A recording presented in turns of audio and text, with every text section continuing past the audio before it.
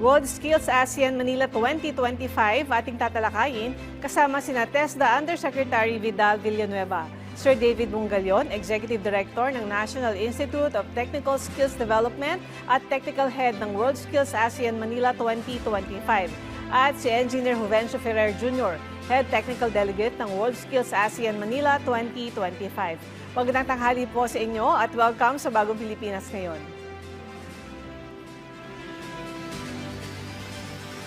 Good afternoon, Astrid. Magandang tanghali po sa ating lahat. Okay, unang tanong po kay Yusek Villanueva.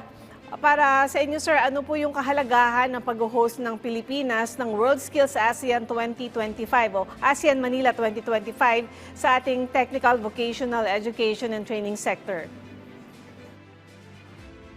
Naku, malaking blessing ito para sa Pilipinas kasi dito natin pinapamalas ang galing ng mga Filipino, di ba? Well known ang Filipino na magagaling magtrabaho saan man sa mundo.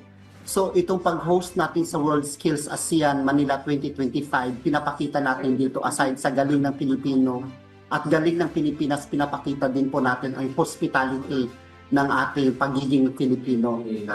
Aside dyan, pinapakita din natin gaano na ba ang technical vocational education, ang paglago nito tayo ngayon sa Pilipinas. At dito din po nasa-showcase kung ano din yung innovation ng buong ASEAN nations dito sa World Skills ASEAN Manila 2025 po.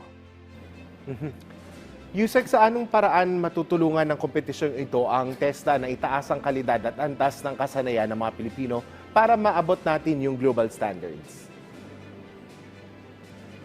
Ito kasi parang nagiging platform din natin ito na i-promote yung technical vocational education sa ating mga kabataang Filipino. Dati kasi, di ba, lahat nangangarap na dapat may college degree ako, dapat graduate ako ng ganitong kurso para makapagtrabaho. Now, in a global context naman pala, hindi na kailangan ng ganong kahaba na mag-aral ka pa ng ganon katagal para lamang makapagtrabaho. TechVoc, mayroong ilang araw lang, let's say 20 days, pwede ka nang mag-train at after ng 20 days, magkakaroon ka na ng skills at pwede ka na maghanap ng trabaho kung gusto mo nang magtrabaho.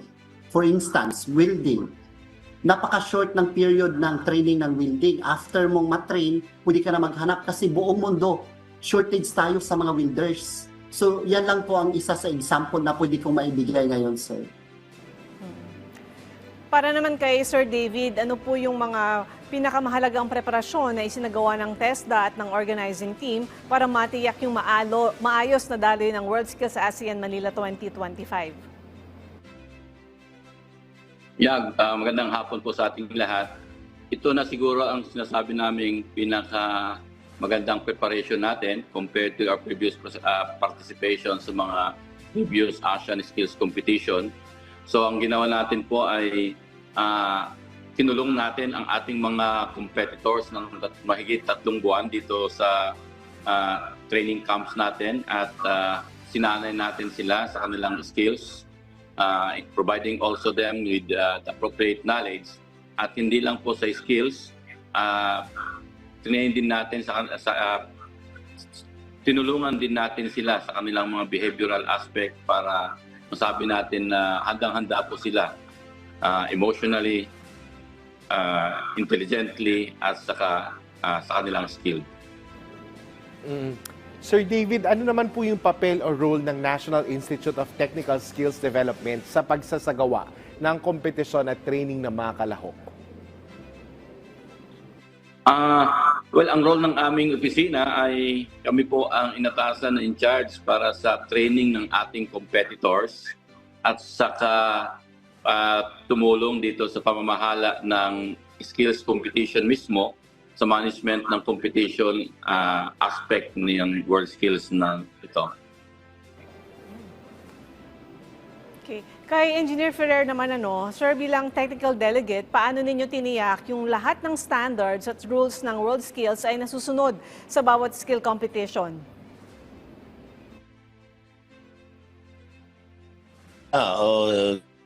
Thank you, ma'am. Bali, ang atin dyan, we base everything sa world skills standards at even equipment tools lahat na ginagamit hanggang inangkla namin sa standard worldwide.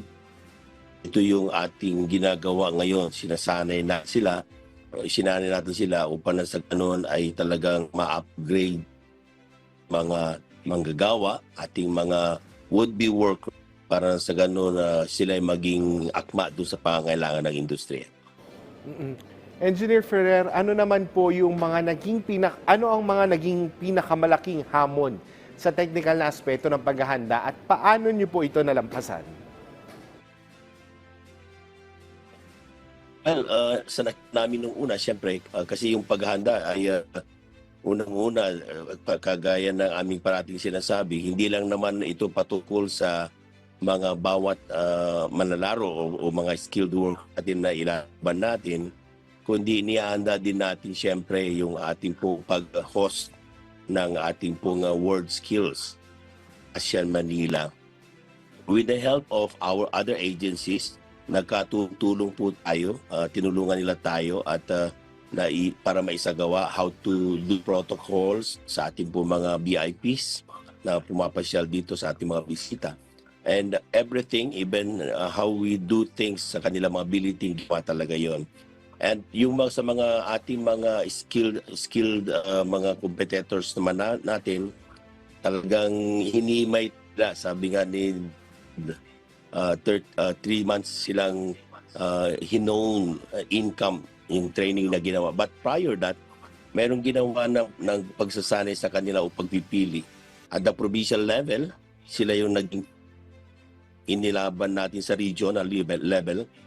And then tapos nung regional level, whoever wins, inilaban natin sa national. Yung mga winners, sila na ngayon ang inilalaban natin sa ASEAN. Kay Yusek Vidal, Yusek, ano po yung benepisyong direkta na nakukuha ng mga estudyante at ang iba't ibang industriya mula sa pagiging host country ng World Skills sa ASEAN?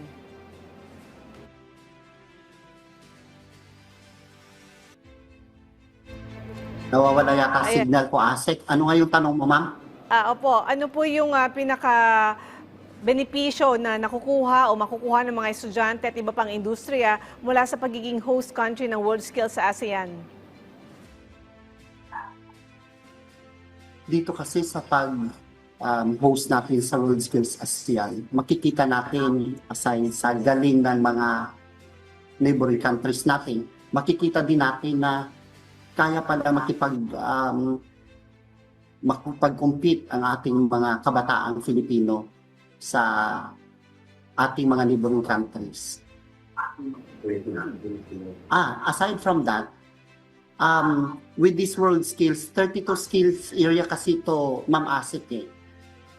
From this, makukuha natin yung curriculum, kaya hindi na natin kailangan pa na mag-conduct ng napaka-intensive na research.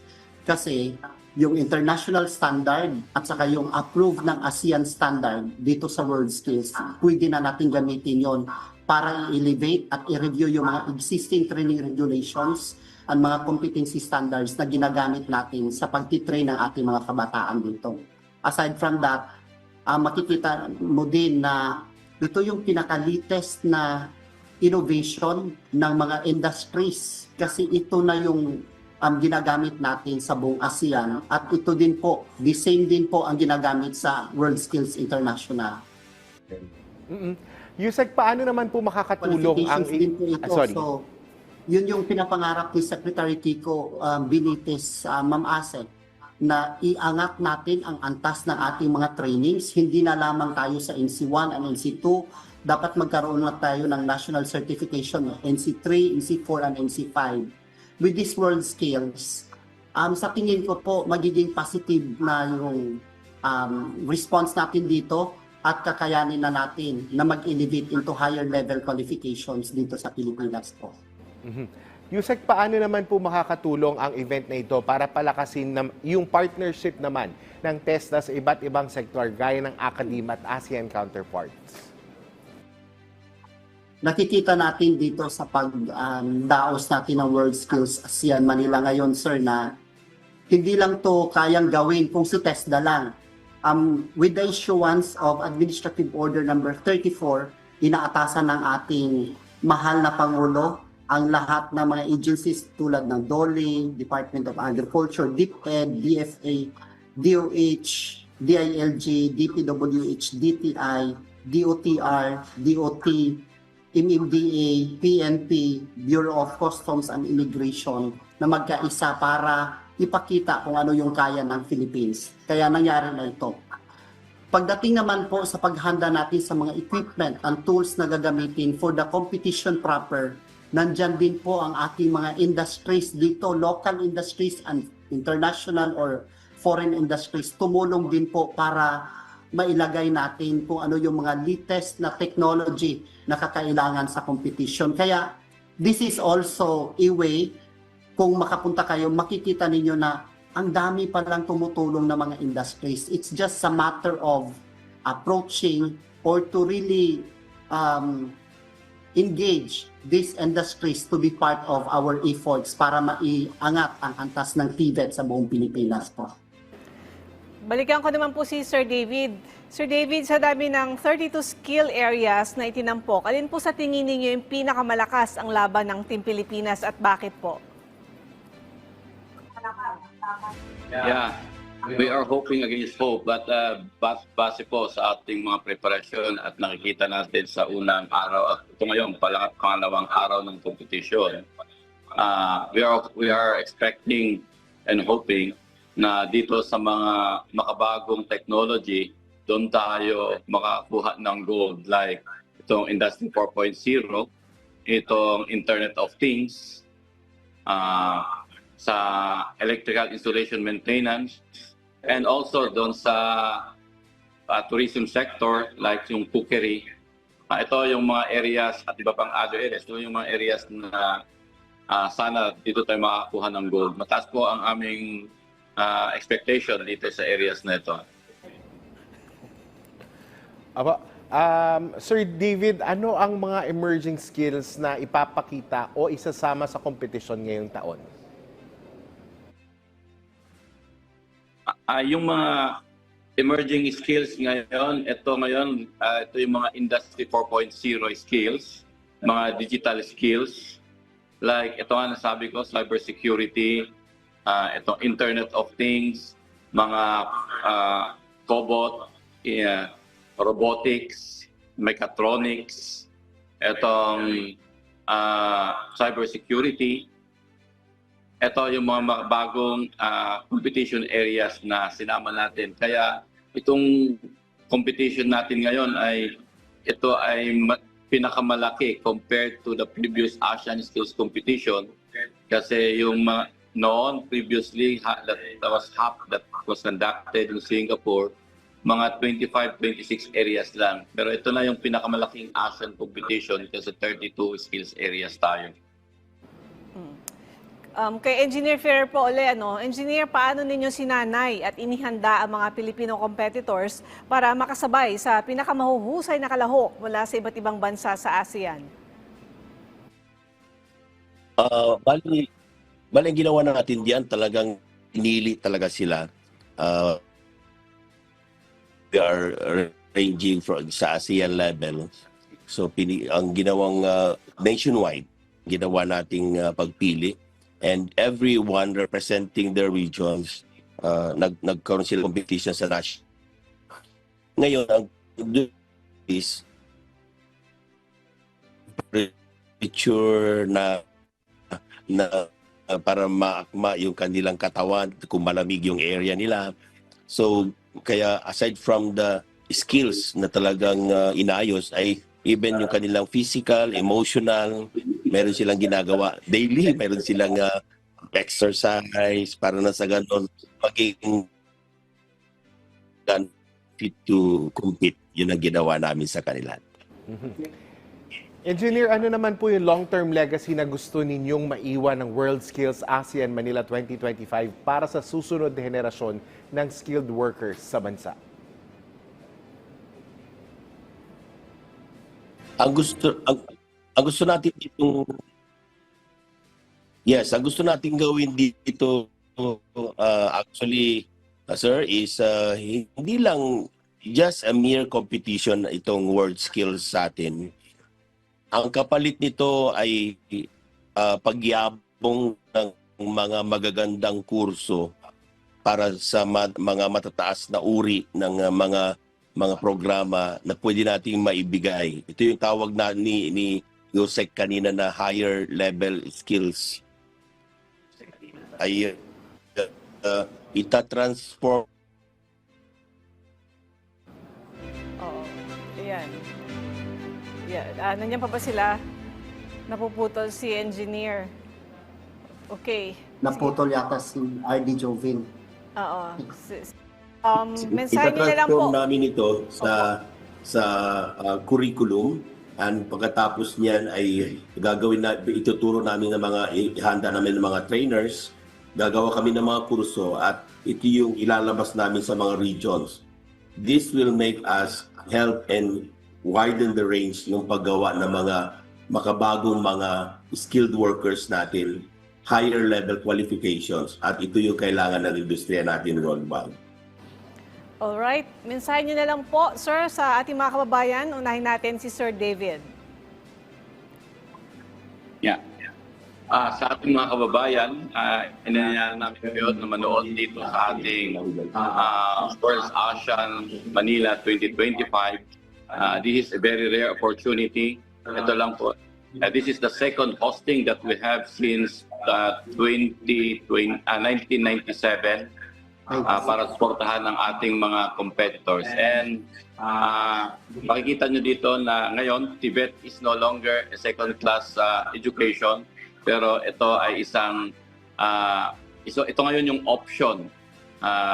Makikita natin sa ating mga industriya ngayon, locally and globally, na ito ngayon yung option para sa kanila. Maraming salamat. Okay, Engineer Ferrer, mensahe niyo naman po. Yes, ma'am. Ang gusto sa ating mga minamahal na kababayan na nakasubaybay sa oras na ito, inimbitahan po namin kayo to join us here sa World Trade. Madalang na mangyari ito. At sometimes kapag mayroon tayo sa international, pinupunta natin, gumagastos. Ito, nandito na. So, inviting everyone to join us here.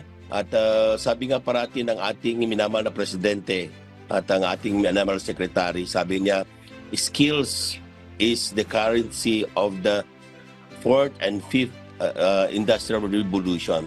So kailangan matuto tayo dito at itong mag-aangat sa ating mga kabuhayan at itong magbibigay sa atin ng magandang kinabukasan. Thank you, sir. Mensahe niyo naman po, Yusek Villanueva. Thank you so much.